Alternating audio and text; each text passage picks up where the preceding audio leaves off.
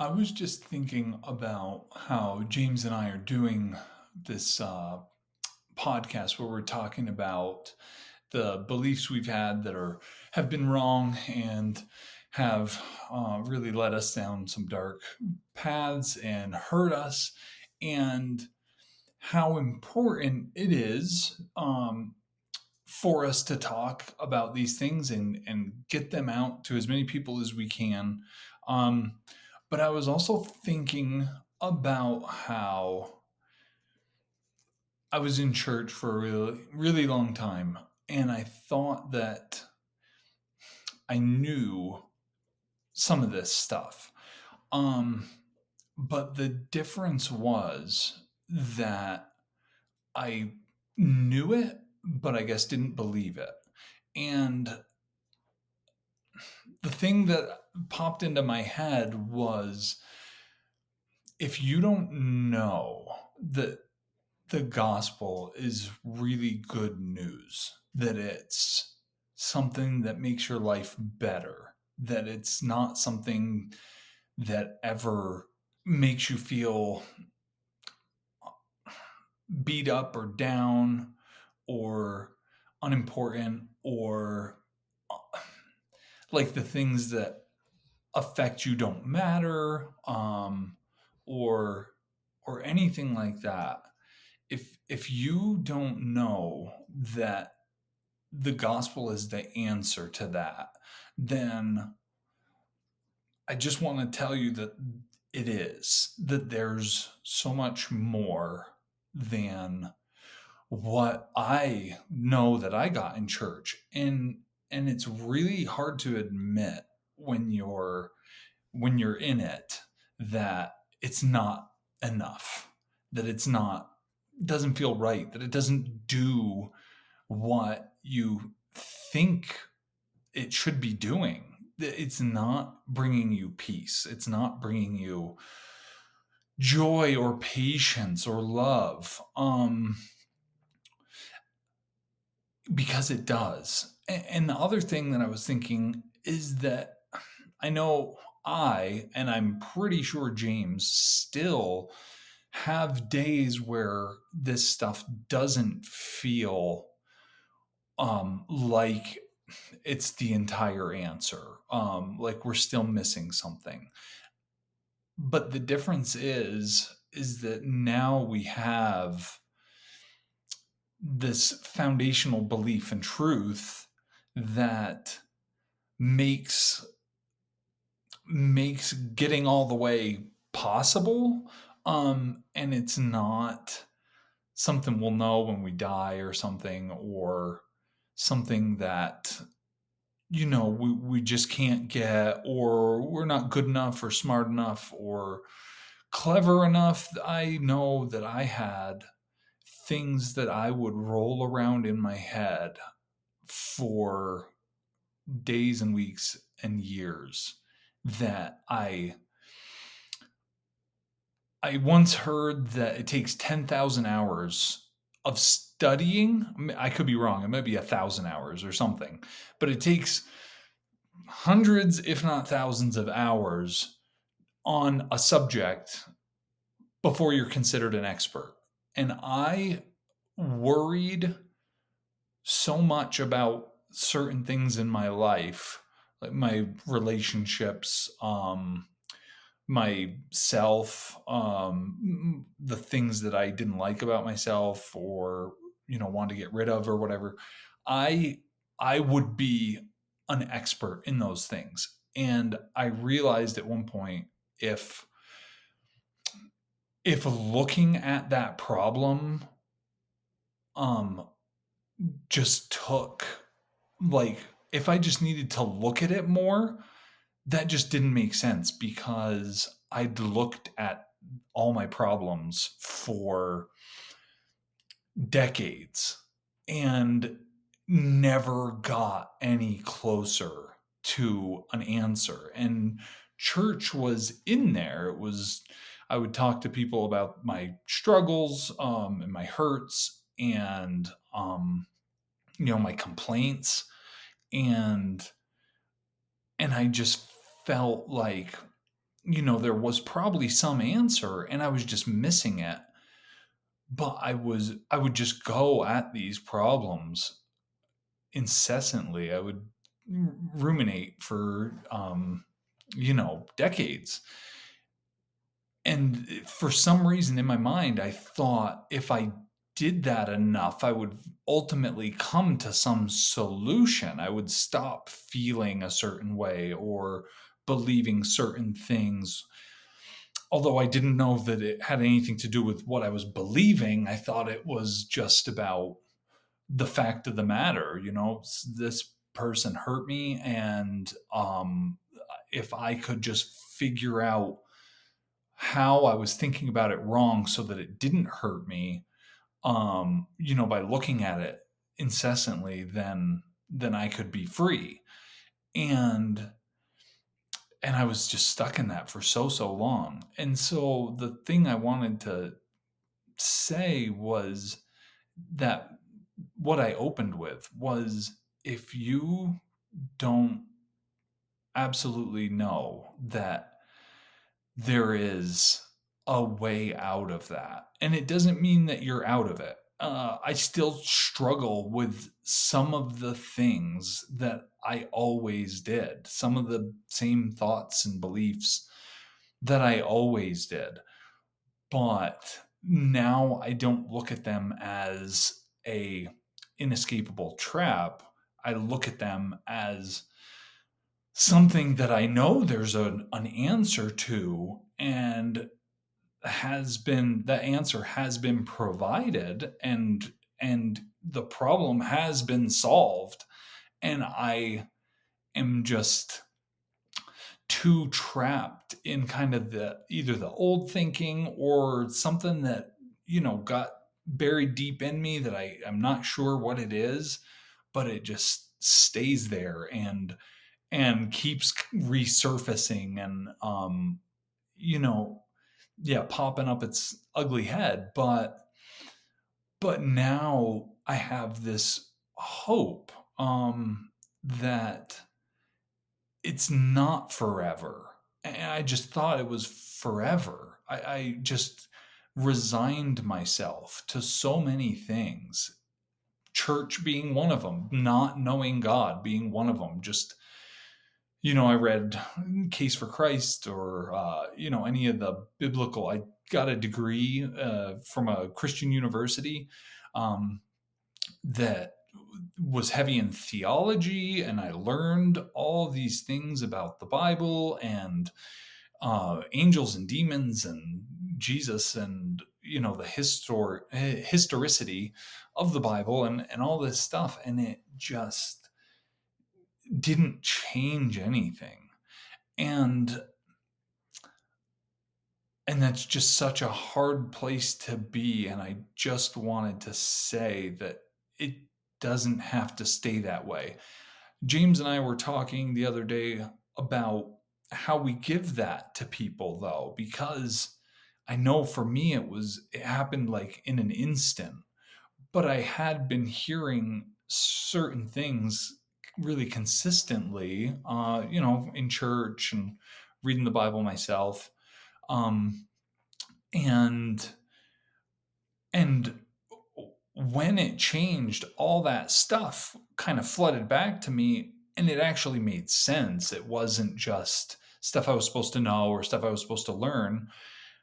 um it it made sense in a very practical way. There were Bible verses that came to my mind that I was like, oh, that's what he was talking about. um I'm trying to think of one. um I guess one of the things was the Great Commission, which the church all knows and learns, and it's told to people as a a job, as a thing you are supposed to do. You are supposed to tell people that Jesus came and saved the world, and make his name known, and they say preach the gospel, which was good news, is good news. But for me, the gospel wasn't good news. It was just information.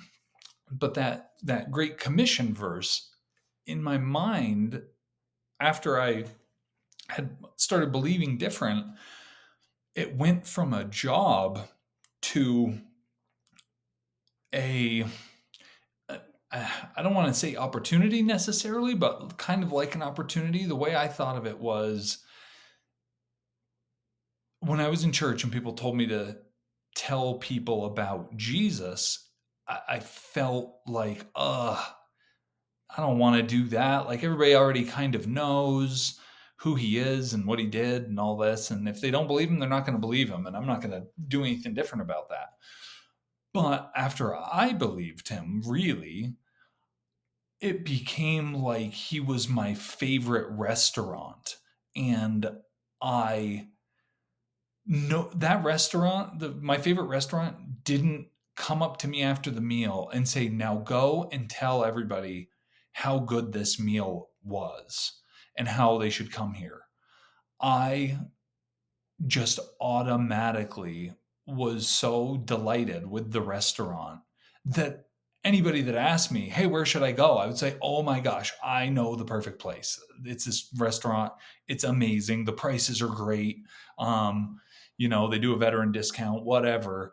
And it was no longer that's not a job. That's not something I have to do. That's something I want to do. And that's just one example of the multitude of things that can change. And if you don't feel like that, and I don't always tell people about this wonderful stuff of Jesus. I'm still, timid sometimes. People bring up religion or something, and I just kind of don't say anything. But there's a thing that's inside of me that's giving me life. That's just so wonderful that it freed me, and it's still hard sometimes. I don't float around on a cloud or never feel frustrated by my family or something. I do, but I've got this other thing that I can stop and say, wait a second, I'm being tricked here. I'm being pulled into an old pattern of how I've always seen myself and seen other people, and that's not true. And I can sometimes pull my head out of it. Sometimes I can't. Sometimes it's still really hard, or eludes me. But yeah, I've just seen it happen in so many places in my life that I know it's available in all these other places. So that's what James and I are trying to do, is have these discussions around that possibility.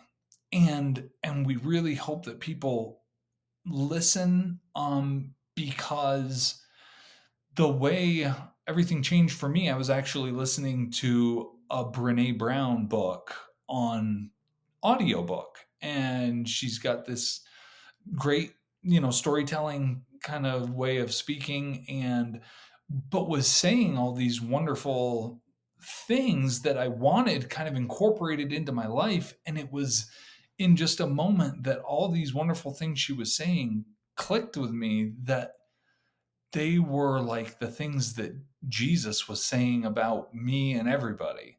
They were, things about having peace and loving yourself and loving other people.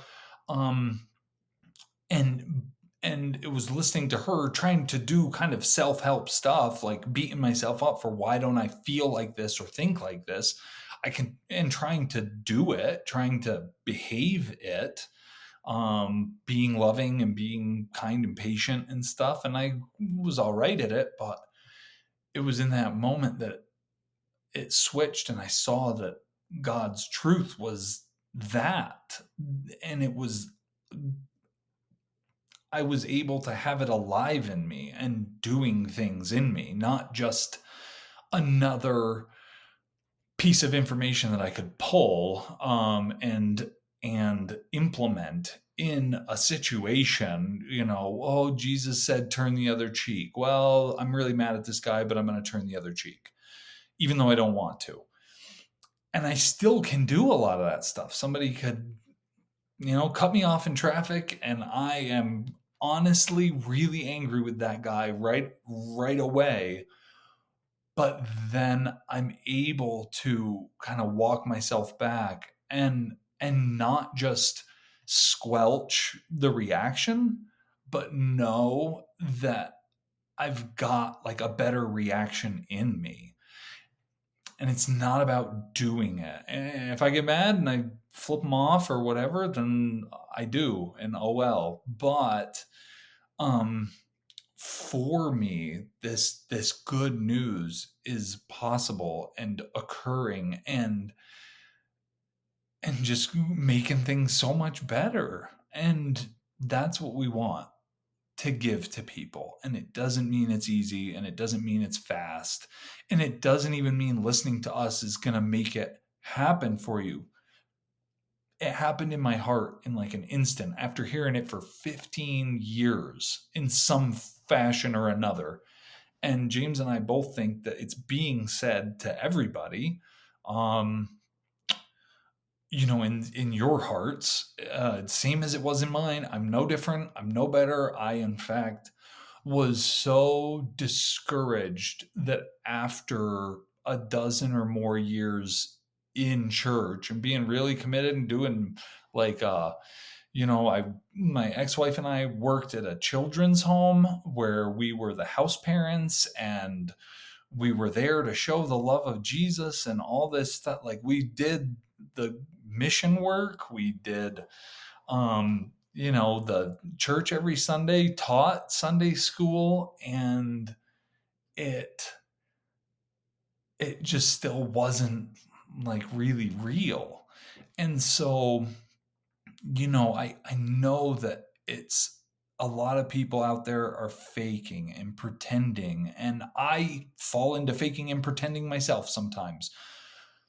But the difference between then and now is that I know it's not really fake. It's because something shifted in me, and that's my belief. Um, and again, it happened, and we want people to be able to get that change. And we believe and hope that it's through us saying it and putting it in front of people so that they're able to take it and grasp it and put it into themselves, and it makes a huge difference. I know for me, it took a really long time and a lot of hoping and hoping and hoping and knowing that something wasn't right and being miserable and being depressed, and it was just, I didn't even do anything to get it in that moment. So I sadly am unable to really tell anybody how to do it. I, because it's not me or James or a pastor or the Bible. It's God's Spirit. And Spirit, James will get mad at me, but it's not quite what everybody thinks. It's not a ghost and everything. The way he describes it is like Spirit Week at school. It's an attitude, and I'll let him dig way into that. But the point is that I didn't do something different. I was doing the same thing that I'd been doing for 15 years, and just kind of at the end of my rope and praying the same prayer for the 10,000th time about some hurt I was feeling and wanting it to go away, and just begging and crying out and pleading and knowing that it was hopeless because it had been my 10,000th prayer. And what difference does it make at this point? But doing it anyway, because what else are you going to do? And I just had it in a moment, and it was amazing. And we are doing this because we hope that other people can get that they can have that same experience. And mine was pretty fun. It was pretty cool. It was like really fancy. James's I don't think was as fancy. I think it was a little more subtle. I think it was a little more um, gradual. And so we're just trying to give this to people so that you can have at least heard the information. And we really do pray that God's, you know, hand just reaches in and enlivens it and makes it attainable. And so James and I have the comments open. If anybody has comments or questions, I don't know if we can do like phone calls with people. We're still pretty small channel, so there's not going to be probably a ton of reaching out towards us, but we've got, you know, you can leave a comment in the section below where you can, you know, leave an email, or I don't know how it works on YouTube. Somebody out there does, and they can figure it out, and I can figure out, kind of reverse engineer it. But yeah, if anybody has questions about this stuff, or, you know, because I get the stuckness, and I've been in the stuckness, and I've been so tired from being stuck in the stuck parts. And we understand that, and we really do want people to be able to break free from that. So anyway, just a video from me. James and I are going to continue doing videos. So we hope that you all like and subscribe. I think that's what you're supposed to do on there, so that we can help, because we care, because we got this amazing gift. It's not ours to keep. It's a present that we got from God, and we want everybody to have it, and God wants everybody to have it. He's not selfish, and it's not only the select few. I didn't grow up in church. I didn't believe him while I was in church, and then he just let me have it. I don't know, I was 34, 35. It was maybe 8 or 10 years ago. And I just had it. And I knew that it wasn't just for me. I wasn't the only person. He was like, well, you needed it, but nobody else does. Like, everybody needs this. It was just the most wonderful, freeing thing. And if you don't feel like it is, then you don't have it. And that's okay, because it's there. Like, I promise, it's there. How he gets it to each of us, I don't know. But James and I, all we know is that he gave it to us, and he wants to give it to other people. And we hope that through us, he can give it to you. So that was it. And thanks again for watching and liking and subscribing and all that stuff. And we'll see you in the next video.